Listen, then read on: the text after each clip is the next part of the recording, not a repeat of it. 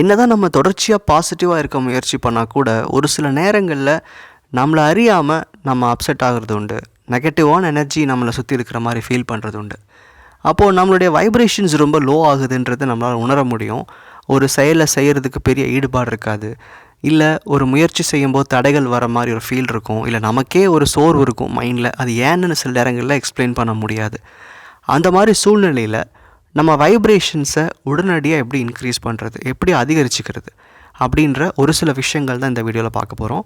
இந்த உலகத்தில் உள்ள அத்தனை உயிருள்ள இல்லை உயிர் அல்லாத பொருட்களுக்குமே இந்த வைப்ரேஷன் அப்படின்றது ஒன்று இருக்குது.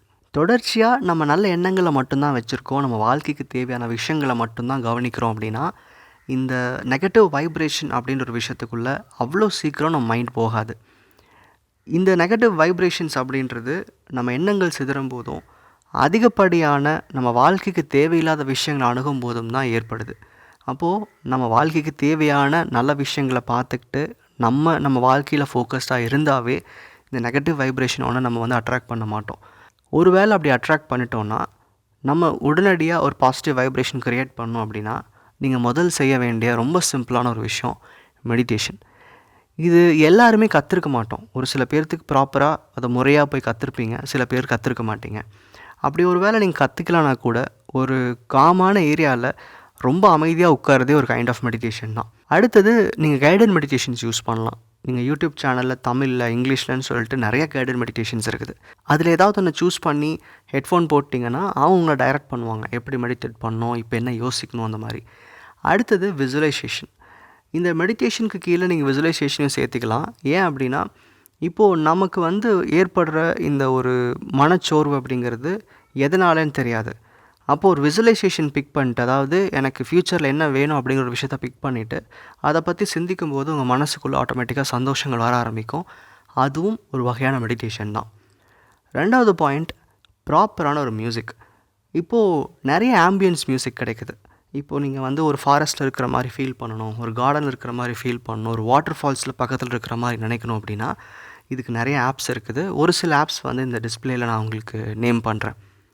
இந்த மாதிரி ஆப்ஸ் யூஸ் பண்ணி நீங்கள் உடனடியாக உங்கள் மூடை எலவேட் பண்ணிக்க முடியும். பிளைன் இன்ஸ்ட்ருமெண்ட் மியூசிக்ஸ், நீங்கள் இந்த மாதிரி ஒரு ப்ராப்பர் பிளைன் கிட்டாரோ இல்லை ஒரு பியானோ, இந்த மாதிரி ஏதாவது ஒரு பிளைன் இன்ஸ்ட்ருமெண்டல் மியூசிக் நிறையா உங்களுக்கு கிடைக்கும். அது நீங்கள் கேட்கலாம். டெஃபினட்டாக சாங்ஸ் ஆகாது. சில பேர்த்துக்கு இந்த கேள்விகள் இருக்குது. அதாவது ஒரு ப்ராப்பரான பீட் சாங், ரொம்ப ஒரு ஹெப்பியான சாங் கேட்டால் மூட் நமக்கு நார்மல் ஆயிடுது அப்படிம்பாங்க. உண்மை தான், அது கம்ப்ளீட்டாக இல்லைன்னு சொல்லிட முடியாது. இதை பற்றி சில வீடியோஸில் அப்டேட் பண்ணியிருக்கேன். ஒரு நல்ல சாங் கேட்டிங்கன்னா உங்களை அறியாமல் நீங்கள் கார் கூட வேகமாக ஓட்டுவீங்க அப்படின்ட்டு. கண்டிப்பாக உங்களுடைய வைப்ரேஷன்ஸ் இன்க்ரீஸ் பண்ணும் அந்த மாதிரி சாங்ஸ். ஆனால் அதில் வர வார்த்தைகள் உங்களுக்குள்ளே எந்த மாதிரி ரெஜிஸ்டர் ஆகும்னு நம்ம சொல்ல முடியாது. அதனால் எப்போவுமே நான் சாங் சஜஸ்ட் பண்ண மாட்டேன். ஸோ ஒரு வைப்ரேஷன் எலவேட் பண்ணுறதுக்கு ஒரு நல்ல மியூசிக்கே போதும். நமக்கு அடுத்து இருக்கிற மூணாவது ஒரு ஆப்ஷன் நேச்சர், இயற்கை. உங்களுடைய செயல்கள் இயற்கையோடு ஒன்று இருக்கும்போது எப்போவுமே உங்கள் வைப்ரேஷன்ஸ் ஹையாக தான் இருக்கும். இதுக்கான காரணம் என்னென்னா, இயற்கையாக நமக்கு கிடைச்ச விஷயங்கள் எதுலேயுமே அவ்வளோ சீக்கிரம் ஒரு லோ வைப்ரேஷன் உருவாகாது. ஃபார் எக்ஸாம்பிள், ஒரு சன்செட் பார்க்குறதோ இல்லை சன்ரைஸ் பார்க்குறதோ கண்டிப்பாக உங்கள் மூடை எலவேட் பண்ணும். புதுசாக செடி வைக்கிறதோ இல்லை இருக்கிற செடிகளுக்கு நீங்கள் தண்ணி விடுறதோ கூட ஒரு வகையில் உங்கள் மூடை எலவேட் பண்ணிட்டே இருக்கும். ஸோ இயற்கையோடு ஒன்றின விஷயங்கள் நீங்கள் செய்யும்போது கண்டிப்பாக உங்களுடைய அந்த நெகட்டிவ் வைப்ரேஷன்றது உங்களை விட்டு சீக்கிரமாக போயிடும். ஏன்னா இயற்கையாக இருக்கிற எல்லா விஷயங்களுமே அதிகப்படியான பாசிட்டிவ் எனர்ஜியை எமிட் பண்ணிட்டே இருக்கும். ரொம்ப சிம்பிள் ஒரு ஐடியா என்னென்னா, ரொம்ப நீங்கள் மூட் அப்செட்டாக இருக்கும்போது செருப்பே இல்லாமல் ஒரு மண்ணில் நடந்து பாருங்கள். அந்த மாதிரி ஒரு 10 நிமிஷம் நடந்திங்கனாவே மைண்டில் அவ்வளோ ஒரு கிளாரிட்டி உங்களுக்கு இருக்கும். ஸோ இந்த மாதிரி இயற்கையோடு ஒன்றி இருக்கிற விஷயங்களை தொடர்ந்து முயற்சி பண்ணுங்கள். அடுத்தது, யாரோ தெரியாத ஒருத்தருக்கு உதவி பண்ண முயற்சி பண்ணுங்கள். இது ஒரு சாதாரணமாக உணவு கொடுக்கறதுலேருந்து இல்லை நீங்கள் அவங்களுக்கு பணம் கொடுக்குறதா கூட இருக்கலாம். உங்களுடைய உதவி நீங்கள் செஞ்சு முடிக்கும்போது கண்டிப்பாக நீங்கள் பாசிட்டிவாக ஃபீல் பண்ணுவீங்க. ஒரு நல்ல வைப்ரேஷன் க்ரியேட் ஆகிறதுனால உணர முடியும். இது ஒரு பெட்ஸுக்கு ஃபீட் பண்ணும்போதும் இருக்கும், இல்லை ரோட்டில் போகிற ஒரு நாய்க்கு நீங்கள் சோறு போட்டாலும் அப்படி தான் இருக்கும். ஸோ இந்த மாதிரி ஒருத்தர் ஹெல்ப் பண்ணும்போது, ஒரு உயிரினத்துக்கு ஹெல்ப் பண்ணும்போது கண்டிப்பாக உங்களுக்குள்ளே அந்த நல்ல வைப்ரேஷன் க்ரியேட் ஆக ஆரம்பிக்கும். இப்போ நம்ம பேசுனது எல்லாமே என்ன செஞ்சால் நமக்குள்ளே வைப்ரேஷன் க்ரியேட் ஆகும் அப்படின்னு பேசுகிறோம். என்ன செய்யக்கூடாதுன்றதில் ரொம்ப பேசிக்கான சில விஷயங்கள் சொல்கிறேன்.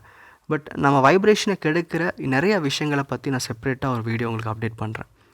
முதல் செய்யக்கூடாத விஷயம் அப்படின்றது தேவையில்லாத பிரச்சனைக்குரிய விஷயங்களை அதிகமாக ஆர்கியூ பண்ணுறது, அது ஃப்ரெண்ட்ஸ்கிட்டேயோ இல்லை தெரிஞ்சவங்ககிட்டயோ இல்லை உங்கள் வீட்டில் இருக்கிறவங்ககிட்டயோ தேவையில்லாத விஷயங்களுக்கு அதிகமாக ஆர்கியூ பண்ணுறது. அடுத்தது டிவி, மீடியா. நான் எப்பவும் சொல்கிற ஒரு விஷயம்தான், தேவையில்லாத ஒரு பிரச்சனையை பற்றி நீங்கள் அதிகம் தெரிஞ்சுக்கும் போது அதனால் உங்களுடைய மூட் ஸ்பாயில் ஆகிறது இல்லாமல் அந்த எண்ணங்கள் கண்டிப்பாக உங்களோட வைப்ரேஷனை குறைச்சிக்கிட்டே இருக்கும். அடுத்தது தவறான நண்பர்களாக இருக்கலாம், இல்லை நீங்கள் அடுத்தவங்களுக்கு செய்கிற ஒரு சின்ன சின்ன தீமைகளாக கூட இருக்கலாம். ஸோ உங்களுடைய வைப்ரேஷன்ஸை குறைச்சிக்கக்கூடிய எந்த ஒரு விஷயத்தையும் முன்னெடுக்காதீங்க. இது என்னன்னு கண்டுபிடிக்கிறதுக்கு ரொம்ப சிம்பிளான விஷயம். அந்த மாதிரி ஒரு செயலை நீங்கள் செய்ய முயற்சிக்கும் போது உங்கள் இன்ட்யூஷன் இது வேண்டாம், தப்புன்னு ஒரு டைம் சொல்லும். அந்த ஒரு தடவையிலே நீங்கள் விட்டுட்டிங்கன்னா கண்டிப்பாக உங்கள் வைப்ரேஷனை குலைக்கிற மாதிரியான செயல்கள் நீங்கள் ஈடுபட மாட்டீங்க. இன்னும் அதிகமாக வைப்ரேஷன் ரைஸ் பண்ணுறதுக்கு வேறு ஏதாவது செயல்கள் இருக்குது, நீங்கள் முயற்சி பண்ணியிருக்கீங்க அப்படின்னா கீழே கமெண்ட்டில் மென்ஷன் பண்ணுங்கள். நன்றி.